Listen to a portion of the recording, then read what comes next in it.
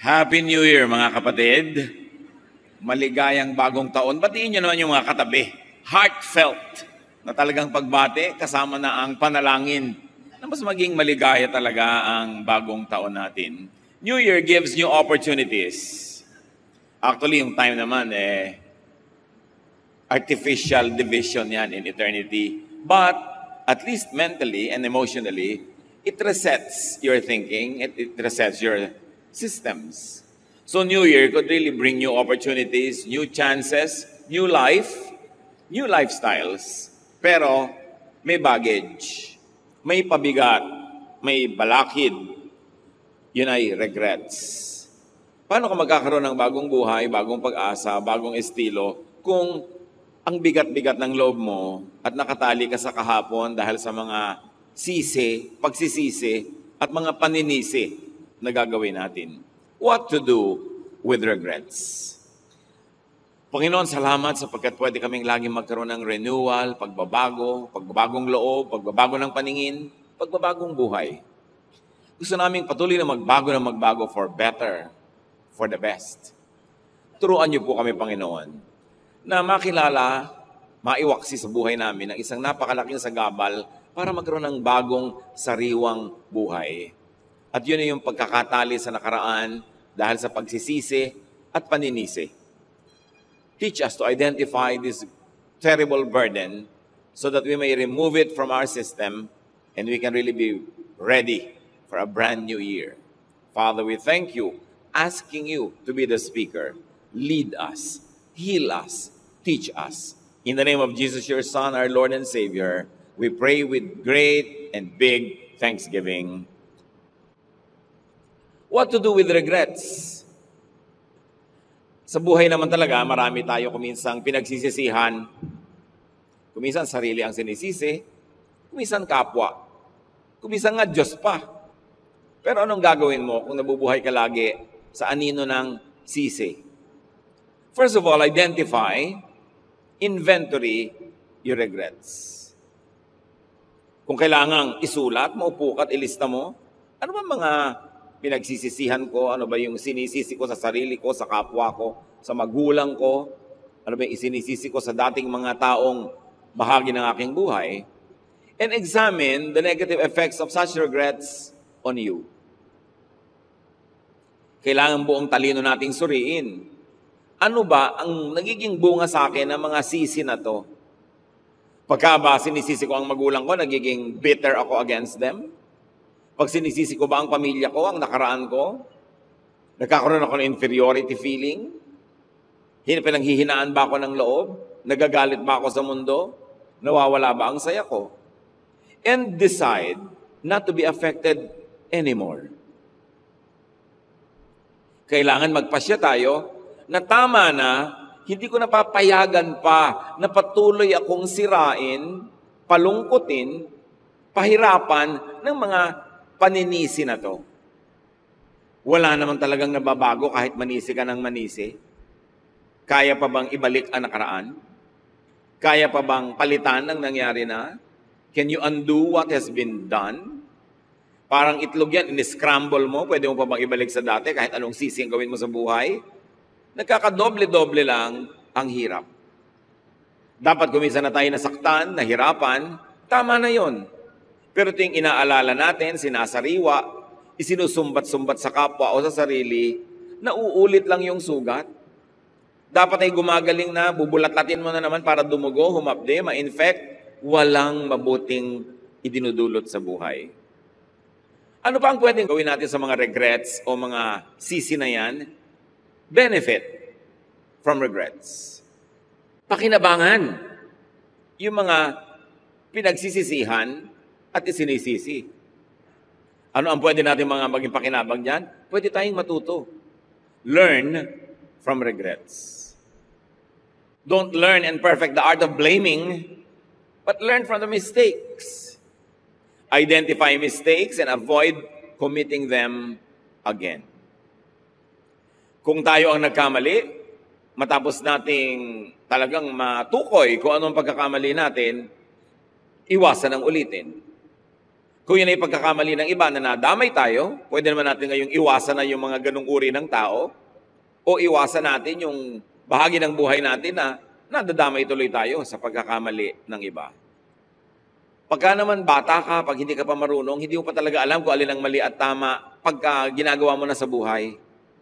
But by elimination, pag marami ka nang naging mali, marami na ang nalalaman mo hindi mo dapat pag-uulitin at paggagawin pa, tumatalino ka tuloy.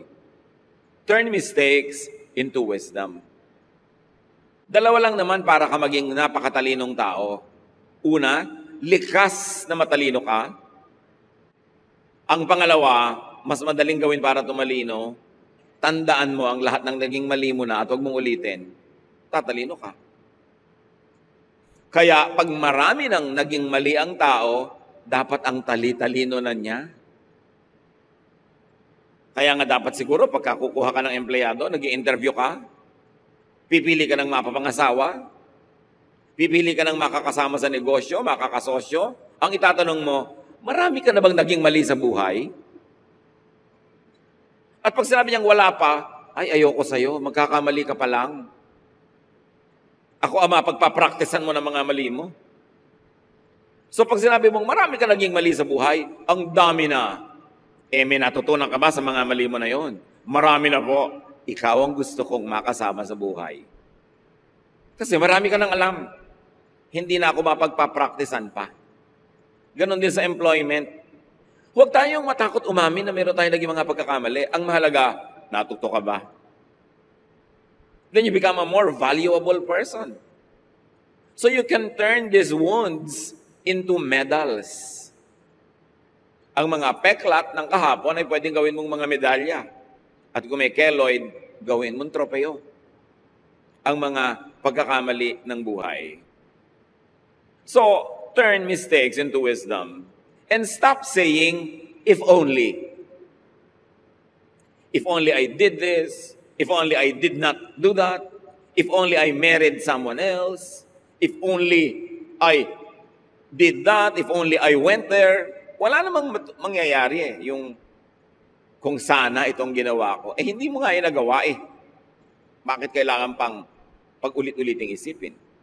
So palitan yung if only ng next time.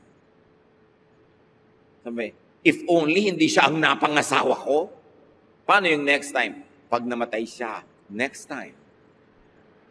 Alam ko nang pumili. No? Hintayin niyo munang sumakabilang buhay bago kayo mag-next time. Ang marami nang naging mali, kung natututo, isa ng maalam, marunong na tao, isa ng pantas. Kaya huwag niyong ipipintas sa kapwa, mga kapatid, na marami na siya naging mali. Ang kapintasan lang ay kung wala siyang natututunan at patuloy at paulit-ulit ang pagkakamali. Kaya valuable yung experience. Another benefit from regret. Because of regrets, be better, not bitter. Dalawa lang naman ang pwede maging reaction mo sa mga pagkakamali ng nakaraan. Maging mapait ka tungkol doon o maging mas mabuti kang tao.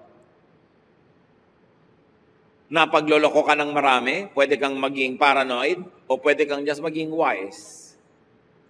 Hindi ka pa rin negative sa humanity pero marunong ka nalang pumili.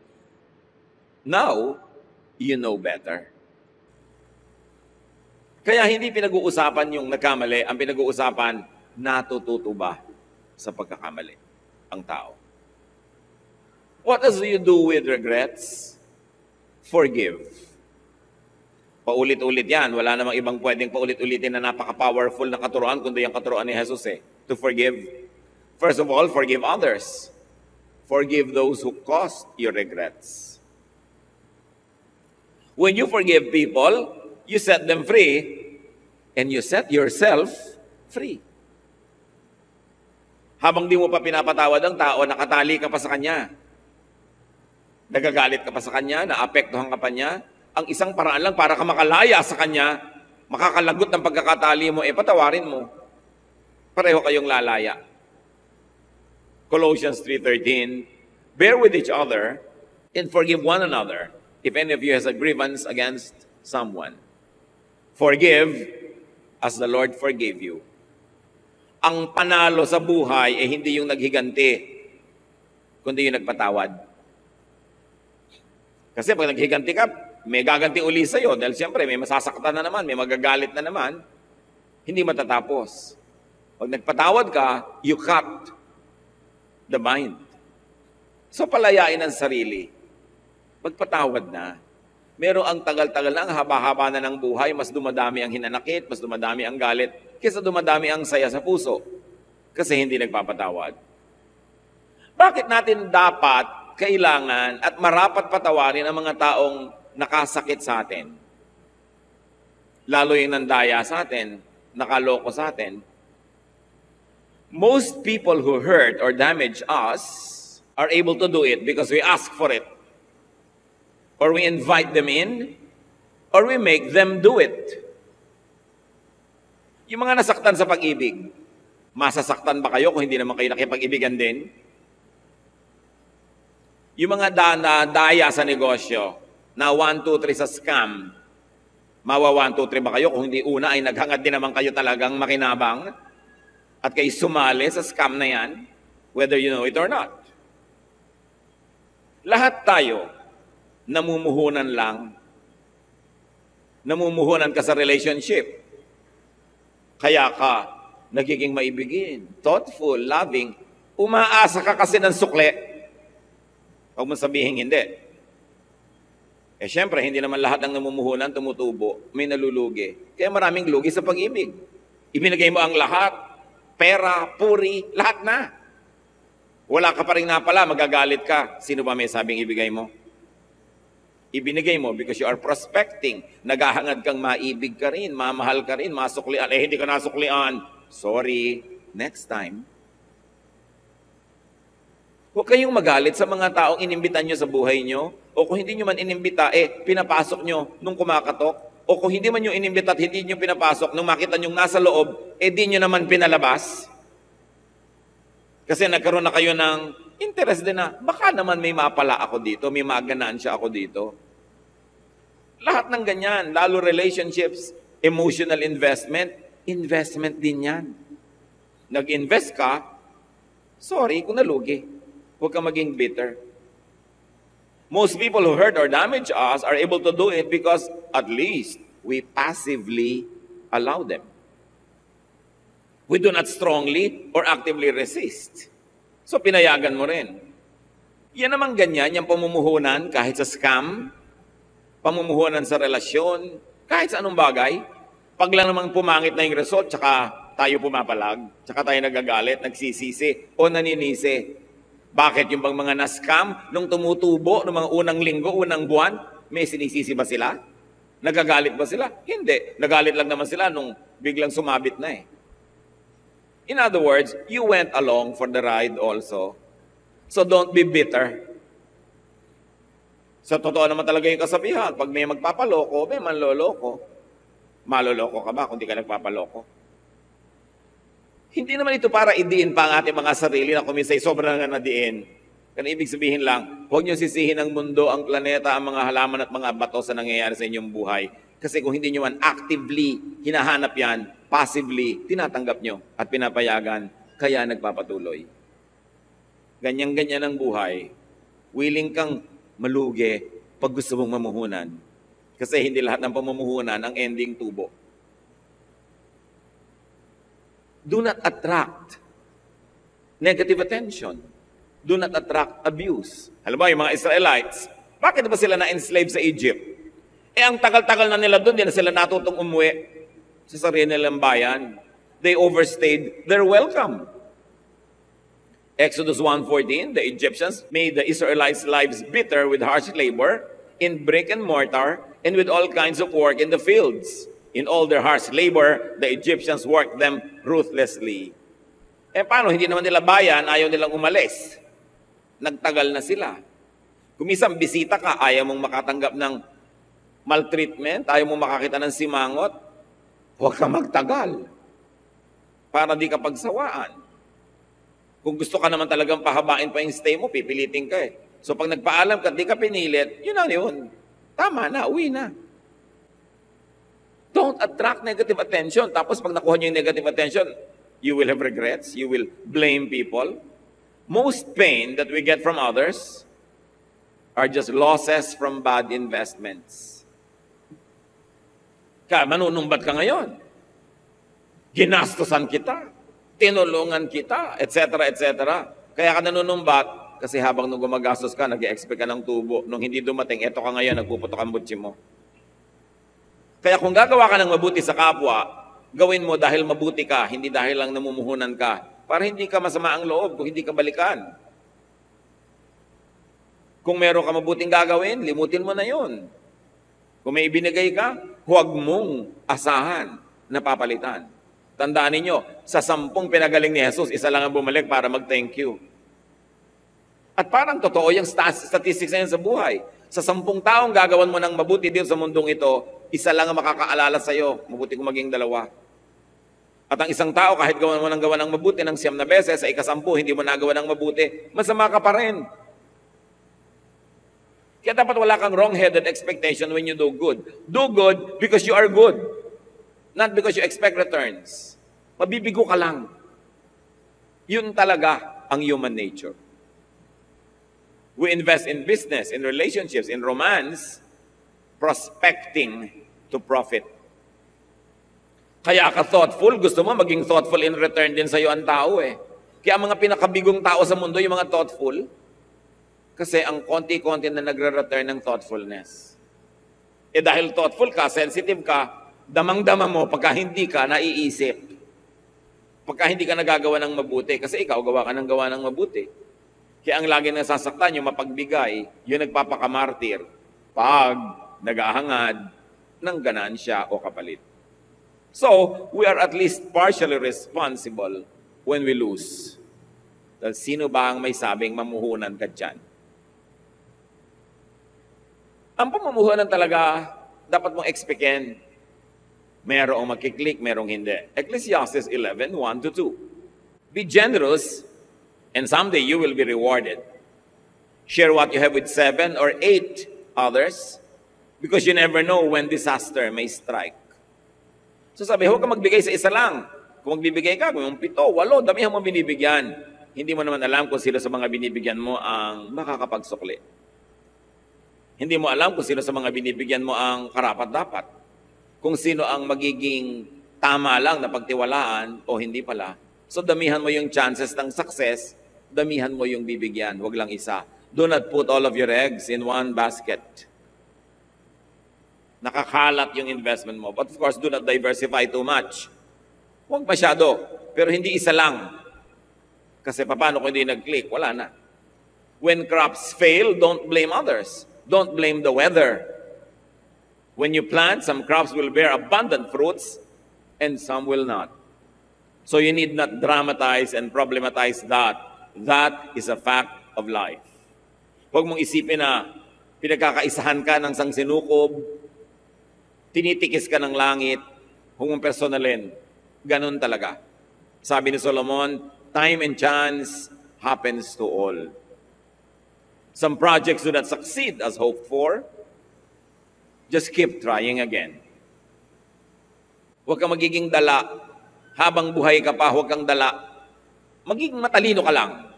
Pero huwag dala. Iba yung dala eh. Puro bitterness. Ayaw na. Eh buhay ka pa. Paano yun? Paano ka mabubuhay ng ayaw mo na? Kailangan matalino lang. Remember the lesson, but not the bad feelings. Huwag masyadong personalin. Just like in romances that do not work, anong dapat mong gawin?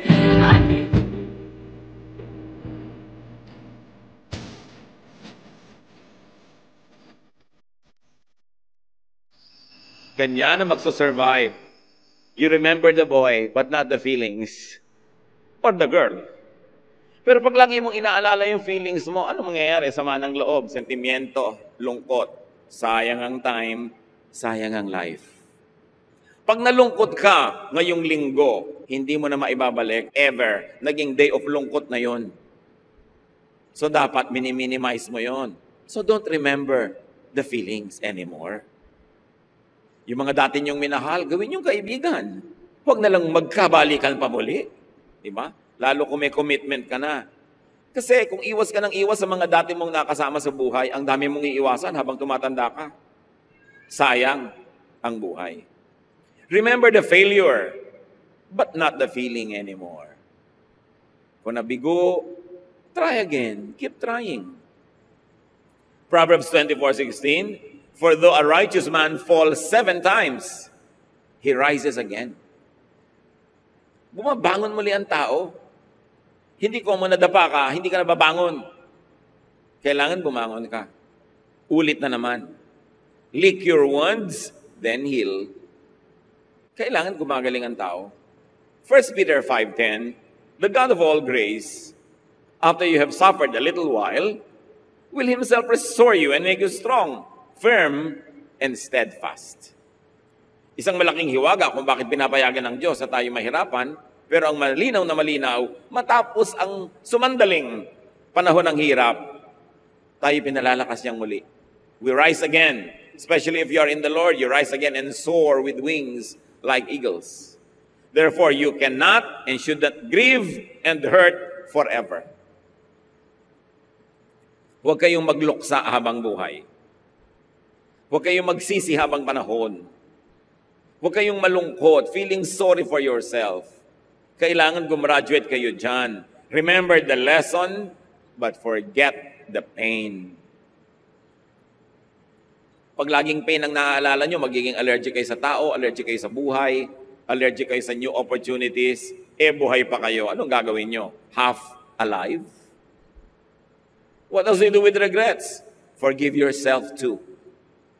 Hindi lang kapwa ang pinakatawad, pati sarili. Matthew 22:39, sabi ng Panginoong Jesus, love your neighbor as yourself. Ibig sabihin, love yourself. Then love your neighbor the way you love yourself. Pero hindi pwedeng puwera ang sarili. Kailangan mahal mo rin ang sarili mo. So ganun din yun. When you forgive others, forgive yourself as well. And what do you do with every regret? Move on. Dapat lampasan mo na yan. Kasi may magiging bago kang pagkakamali. Magkakaroon ko siguro ng sandaling regret doon. Yun na lang ang regret mo. Hindi yung pati luma kasama nung bagong regret. Puro regret na lang ang nangyari sa buhay mo. Philippians 3:13, but one thing I do, sabi ni Paul, forgetting what is behind and straining toward what is ahead. Nililimot ko na yung tapos na. Ang akin na lang inaatupag, yung darating pa. Kaya kung minsan may galit ka sa tao, wala naman siyang ginawang masama sa iyo last week, last month, last year. Pero may ginawa siyang masama sa iyo 10 years ago. Hanggang ngayon, nasa puso mo pa. Kaya galit ka pa. Yun ang dapat lampasan. Move on na. Tama na. Iba naman. After a mistake, after a fall or a misfortune, after learning your lessons well, and after grieving, heal, move on, create and enter a new world with the Lord. Hindi ka pwedeng laging mamalagi sa mundong lipas na at tapos na at punong-puno ng kabal.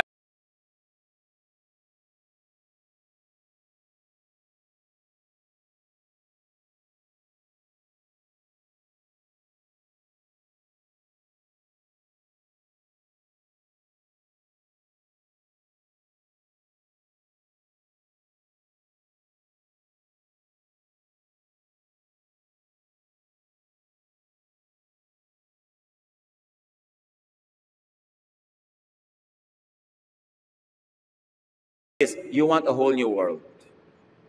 Because the old world has a lot of ugliness, a lot of wounds, a lot of mistakes. Laging bago. At sabi sa Bible, the Lord gives you fresh blessings every morning.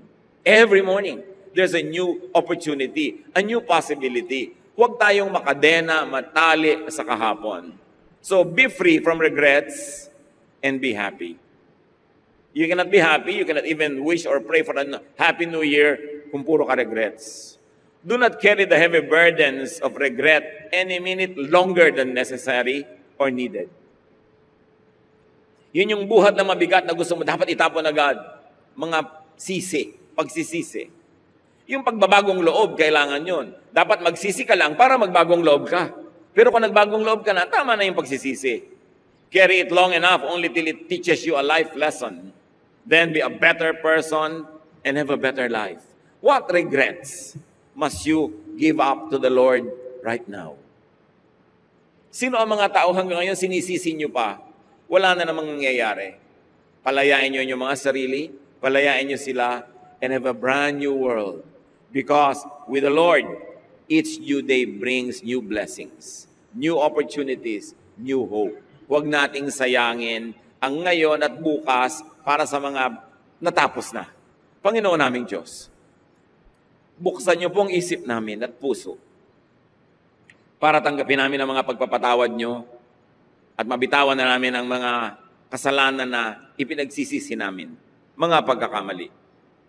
Bigyan niyo rin kami, Panginoon, ng kapangyarihan para magpatawad na rin sa aming kapwa, para mapalaya na namin sila, mapalaya namin ang aming mga sarili, at gumaan ang aming pakiramdam. Turuan niyo po kami, Lord, to learn from all the mistakes of the past, not to be possessed by regrets, but to be empowered by hope, by enthusiasm, by a dedication to a brand new life, which is available though we are old. Turuan niyo po kami, Panginoon, na laging baguhin ang aming pag-iisip para laging may lugar para sa blessing, para sa peace, sa love, at sa happiness. Pagbulay-bulayan natin, mga kapatid, yan, at ngayon din sa inyong kanilalagyan, kung may natitira pa kayong mga regrets na dapat bitawan na, i-give up sa Panginoon, receive the refreshing power of the Lord, and have a brand new year, a brand new life, and a brand new hope. Lord, as your people pray silently to you, enlighten us what to pray for. Ipaalala niyo ang mga dapat ng patawarin, bitawan, mga regrets na dapat ng burahin sa gunita, at bigyan niyo kami ng brand new start in every area of our lives where we have fallen, where we have failed, where we have been hurting. Be with the Lord, enjoy His presence, and give up all your regrets to Him, and be free.